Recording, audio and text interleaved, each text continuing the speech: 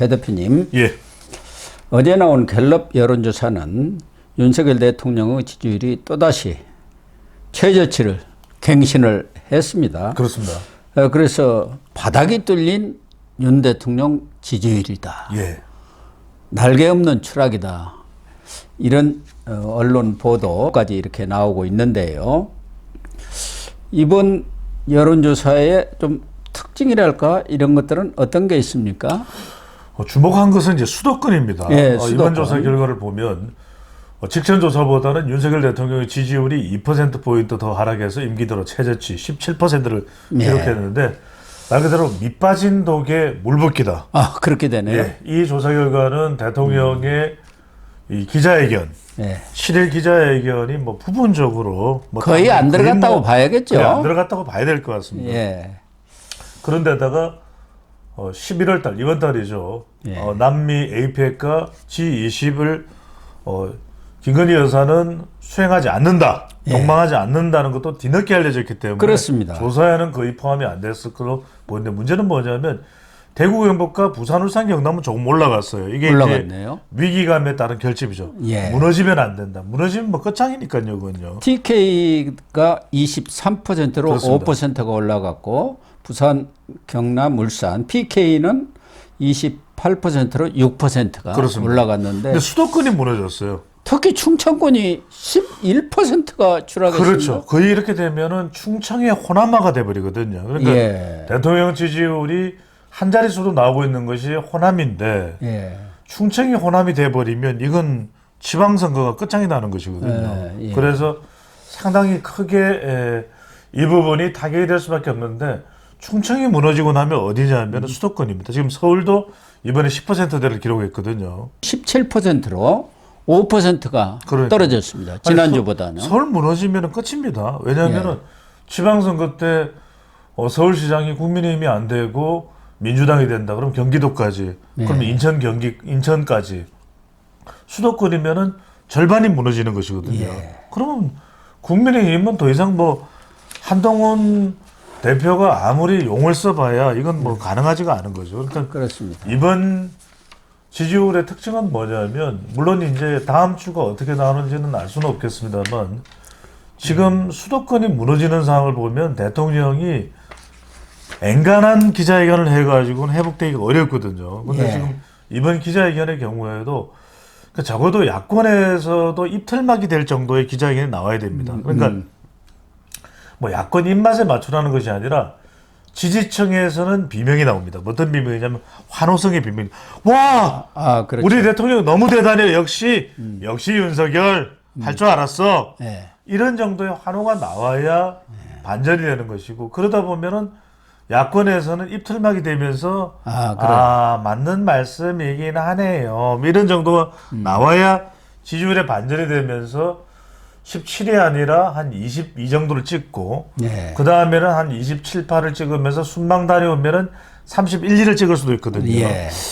그래서 이 상태는 굉장히 걱정이 되는 겁니다. 왜냐하면 의료개혁 갈등에 대해서도 속 시원한 답변이 안 나왔어요. 그러니까 대통령은 질문하니까 계속하는 이야기는 상급 종합병원을 전면적으로 보완하고 이건 뭐 너무 오랫동안 들어왔던 이야기이기 때문에 물론 대통령이 기자회견 한 건 잘한 겁니다. 그래도 안 할 수는 없죠. 하긴 한 건데 글쎄 뭐 제 평가는 그렇습니다. 이거는 이제 국민들의 평가가 다 다를 수는 있습니다만 저희가 어디까지나 윤석열 대통령을 성공해야 된다라고 계속해서 이야기를 하고 있는 사람 입장에서 보면 조금 더 파격적으로 조금 더 지지율을 올릴 필요가 있다라는 분석을 해드립니다. 그렇습니다. 70대에서도 34% 잘한다는 평가, 긍정평가가 나와가지고 지난주보다 7%가 떨어졌어요. 70대야말로 콘크리트 지지층이라 하겠는데 긍정평가가 34, 부정평가가 50. 완전히 뒤집혔단 말이에요. 왜 그러냐면요. 70대 이상에서는 완전히 좀 망연자실한 겁니다. 그러다 보니까 지금 이번 11월 달에 이재명 뭐 잡아넣을 수 있냐 이런 것도 이전까지는 기대감이었는데 대통령과 여당이 집권 세력이 무너지다 보니까 요즘엔 TV를 안 본다 그래요. 10대 이상이. 나 채하라 안 본다 나 안 본다. 이런 상황이 되고 있다고 합니다. TV만 안 보는 게 아니고요. 유튜브까지. 유튜브도 안 봐가지고 지금 조회수가 거의 안 나오다시피 합니다. 엉망입니다. 네. 어쨌든 이번에도 부정평가가 1위는 김건희 여사였어요. 19%. 19%. 그 다음에 이제 경제, 민생, 물가 이게 11%, 소통 미흡 9%. 소통 미흡도 결국은 윤석열 대통령 그 개인적인 어떤 스타일, 이미지 아니겠습니까? 그렇습니다. 그렇기 때문에 결국은 김건희 여사와 윤석열 대통령 이게 가장 큰 비중을 차지해서 김건희 여사만 하더라도 최근에 이 여론조사를 보면은 3%에서 시작해 갖고 6%, 14%, 15, 17, 19. 맞습니다. 이 3에서 시작했고 19%, 6배. 대통령의 긍정 지지율이 계속 내려오는 순간 김건희 여사는 계속 올라가는 기현상이 벌어지고 있습니다. 거기다가 원래 여론조사를 보면은 김건희 여사에 대한 비토가 워낙 강했었는데 최근에는 윤석열 대통령을 지지했던 사람들까지도 비토층으로 돌아서 버렸어요. 그렇습니다. 부부가 동반 하락하는 그런 추세를 보이고 있는 것이 좀 심각한 것 아닌가. 그런 차원에서 대통령실도 이번 17% 여론조사가 나오니까 변화를 통해서 국민의 신뢰와 신임을 얻도록 치열하게, 이 치열하게란 말이 들어가 있어요. 그렇죠. 치열하게 노력하겠다. 지난주 19% 나왔을 때만 해도 엄중하게 보겠다. 이런 정도였는데 이번에는 치열하게 노력하겠다. 그렇습니다. 그만큼 심각하게 보고 있다는 상황 아니겠어요? 왜 그러냐면 판단이죠. 또 하나의 지표가 한국 갤럽 15%입니다. 그러니까 박근혜 전 대통령이 갤럽 지지율이 15%가 무너졌을 때 바로 탄핵으로 들어가 버렸거든요. 15%가 왜 중요하냐면 지금 사실은 윤석열 대통령의 지지율이 17%가 납니다만 반올림 17입니다. 반올림 17이니까 16점 땡땡땡이거든요. 그러니까 이게 자칫 이제 15라는 숫자를 찍는 순간 15 밑으로 내려가 버리면 이건 걷잡을 수가 없습니다. 그러니까 말 그대로 장애 집회가 이따가 말씀드리겠습니다만 토요일이 아니라 이제 매일이 될 가능성이 높습니다. 물론 여기에 대해서는 공감하지 않습니다. 저도 공감하지 않고 우리 고 박사께서도 공감하지 않는 것으로 알고 있습니다. 하지만 그럼에도 불구하고 어쨌거나 간에 사람은 이 선동이 돼버리거든요. 그러면 밤에 뭐 촛불 켜고 이러면 뭐야 누구 뭐 생일 잔치야 뭐야 이러면서 같이 덩달아 그런데 휩쓸려 버릴 가능성이 높기 때문에 지지율은 올려야 되는 겁니다. 그래서 안타까운 것이 이 말씀을 드리고 싶은 것이 윤석열 대통령이 통화를 하면서 존중한다라고 했던 트럼프 당선인 가장 사실은 신경 쓰는 게 지지율입니다. 오바마 전 대통령이 가장 신경 쓰는 것이 지지율입니다. 미국 대통령은요 아침에 일어나면 지지율, 저녁에 잠자기 전에 지지율입니다. 일본의 기시다 전 총리 지지율이 낮으니까 물러나지 않습니까? 대통령 지지율 신경 써야 됩니다. 저는 제일 저는 저에게 치명적으로 다가왔던 것은 지지율 조사하려고 그래서 하지 말라 그랬어요. 그러면 안 됩니다. 철저하게 분석을 하고 최고의 분석 전문가, 지지율이라면 대통령의 멱살을 잡을 수도 있는 사람을 바로 윤석열 대통령 곁에 두셔야 됩니다. 그래요. 그런데 기자회견 때는 지지율, 내 지지율 그런 건 조사하지 말라. 지지율을 조사를 해야죠. 안 됩니다. 그걸 해야 합니다. 안 됩니다. 그걸 면밀히 보면서 어떤 부분에 잘못이 있는지 이런 것을 파악을 해갖고 거기에 맞춰서 어떤 정책도 펴고 그래야 하는 것도 아닙니까? 그게 국민의 뜻에 따르는 거, 민의에 충실하는 그런 정치이고 정책이죠. 그럼요. 그런데 이 윤석열 대통령의 기자회견에 대해서 뭐 야당의 반응은 뭐 늘 원래 뻔하니까 말할 것도 없고 국민의힘 내에서도 친한계가 다소 부정적인 반응을 보인 데다가 한동훈 대표가 하루 정도 이렇게 침묵을 지키면서 뭔가 한동훈 대표도 여기에 대해서 좀 부정적인 반응이 나오지 않을까 걱정들을 했는데 한동훈 대표는 전격적으로 수용하는 그런 입장문을 냈어요. SNS에 페이스북에 올렸고 그럴 수밖에 없습니다. 속도감 있는 실천을 주문을 했습니다. 그러면서 윤한 갈등이 봉합되는 신호탄이 올린 것이다. 한 대표의 이러한 선택이랄까 결정 어떻게 보십니까?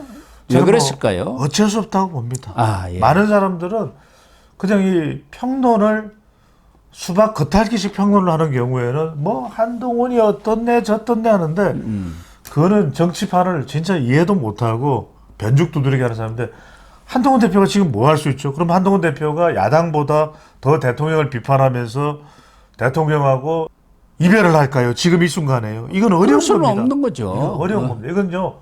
이 생각을 하셔야 됩니다. 그러면 한동훈 대표가 아닌 사람이 누가 해결할 사람이 있습니까? 없어요. 없어요. 지금은 그나마 당마저 무너지지 않게 붙들고 있는 사람은 한동훈 대표입니다. 한 대표도 심사숙고를 한 거예요. 하루 동안 묵혔던 건 뭐냐면 친윤 반응은 이래.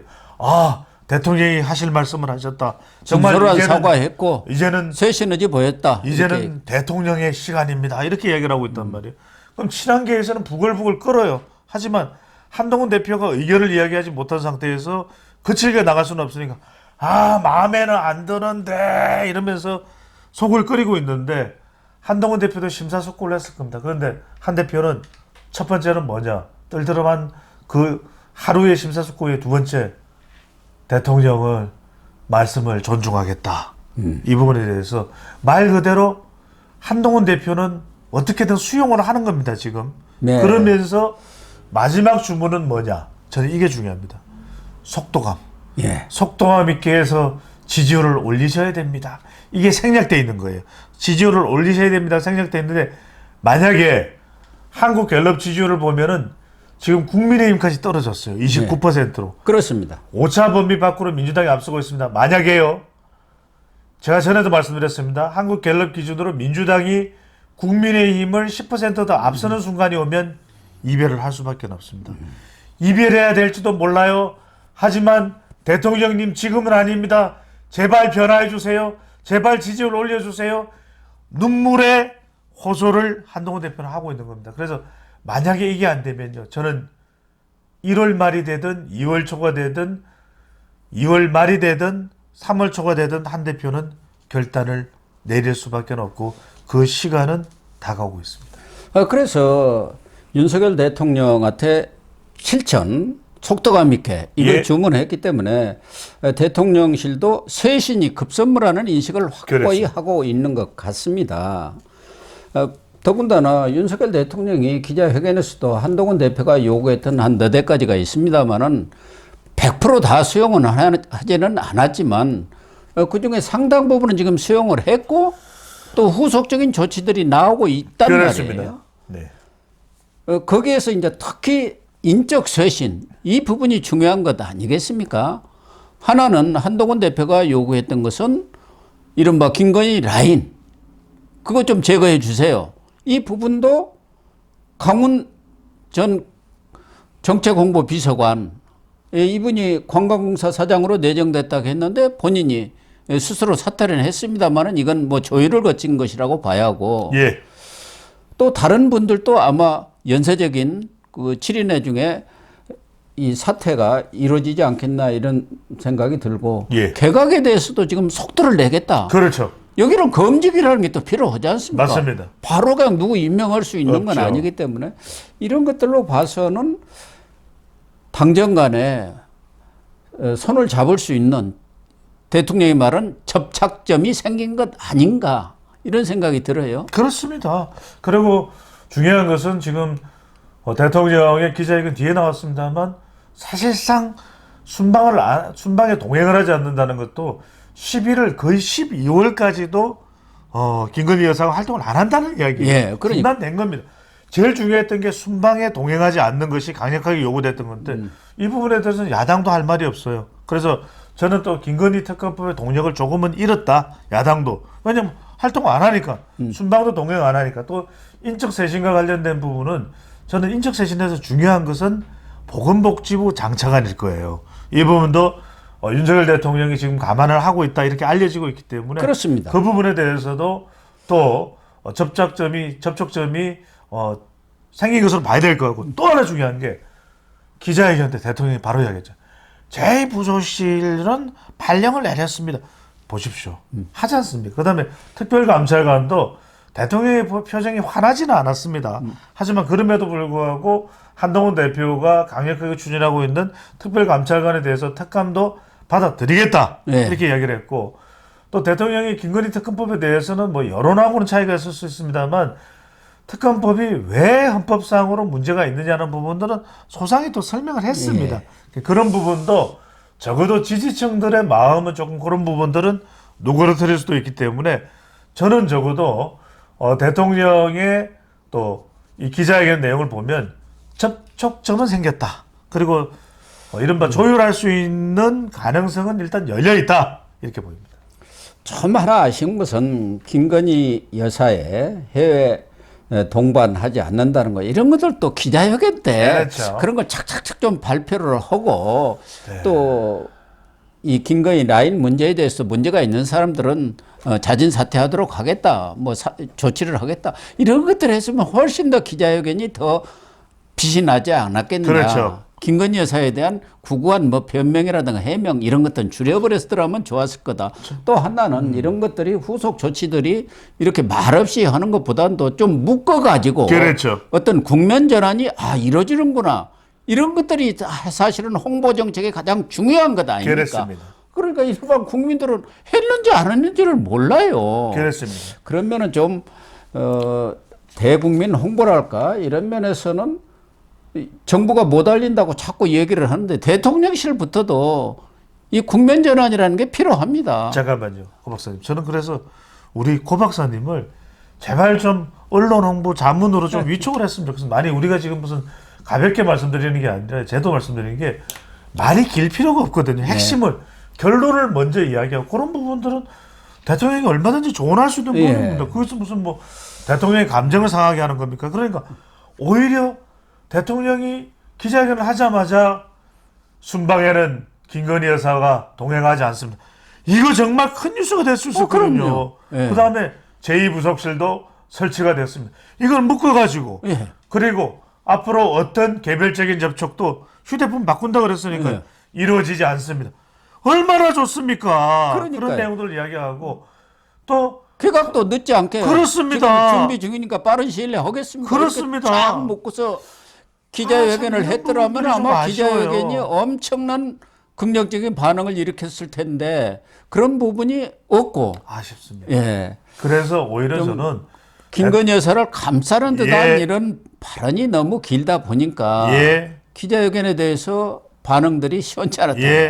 저는 그리고 참 아쉬워요. 고 박사께서도 공감을 하실 텐데 MB 때는 그렇지 않습니까? 대통령이 딱 앞에 있으면 뒤에 이른바 핵심 참모들이 뒤에 딱 있습니다. 그러니까 언제든지 그 부분에 대해서 바로 조언을 해줄 수 있는 장치가 돼 있거든요. 저는 좀 그랬으면 좋겠어요. 너무 대통령 혼자 덩그러니 그렇게 있지 말고 집에 핵심 참모들 있으면서 한 페이지 정도는 위에 올라가 있을 수 있지 않습니까? 핵심 이 전반적인 전개사항에 대해서 기자회견의 내용에 그러면 훨씬 더 효과적으로 귀에 쏙 들어오게 좀 3분 이내로 결론 먼저 이야기하고 좀 그런 효과적인 방법을 다음 기회에는 좀 채택이 됩니다. 한동훈 대표도 윤 대통령 기자회견에 대해서 긍정적인 반응을 보이면서 대통령실과 적극적으로 소통하고 설득하겠다 그런 입장을 표명을 했기 때문에 거기다가 대통령실에서도 크게 이렇게 보도는 되지 않았지만 저희들이 볼 때는 상당히 쇄신의 노력을 보이고 있기 때문에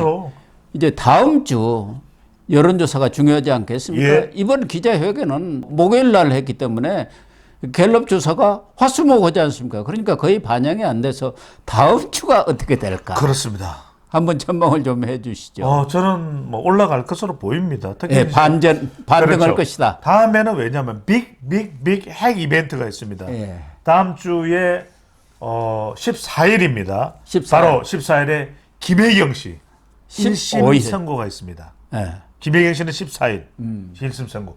15일은 이재명 선고. 그렇기 때문에 또 이런 부분들이 바로바로 또 영향을 줄 수가 있고 또 다음 주에는 대통령의 에이펙 순방이 예정돼 있거든요. 이 에이펙에서 상당히 또 대통령의 성과, 남미까지도 성과를 올리는 페루, 우리하고 상당히 중요합니다. 잉카 문명이죠. 그 다음에 대통령의 연이어서 브라질의 리우에서의 G20 정상회의 이런 부분도 지금의 북한 관계, 러시아의 북한이 우크라이나에 이제 전쟁에 파병을 한 이 상황들까지 연계될 수 있기 때문에 저는 그렇게 생각합니다. 개인적으로 대통령의 지지율이 반전돼서 거의 한 20% 정도까지는 회복이 되지 않을까 예. 이런 예상을 합니다. 그런 예상의 첫 번째 이유는 적어도 부산, 울산, 경남과 대구, 경북에서 일단 올라가지 않았습니까? 예. 결집된 부분. 또 수도권도 충청권도 대통령의 기자회견을 보면서 조금은 마음을 누구를 틀 부분도 있기 때문에 그 부분도 특히 중요한 것은 한동훈 대표가 그래도 대통령의 기자회견을 긍정적으로 봤다고 하는 부분. 예. 사실상 한 대표가 대통령을 도운 겁니다. 그럼요. 이런 부분도 영향을 줄 것으로 보입니다. 예, 그렇습니다. 일단 기대를 갖고 지켜보도록 예. 하겠습니다.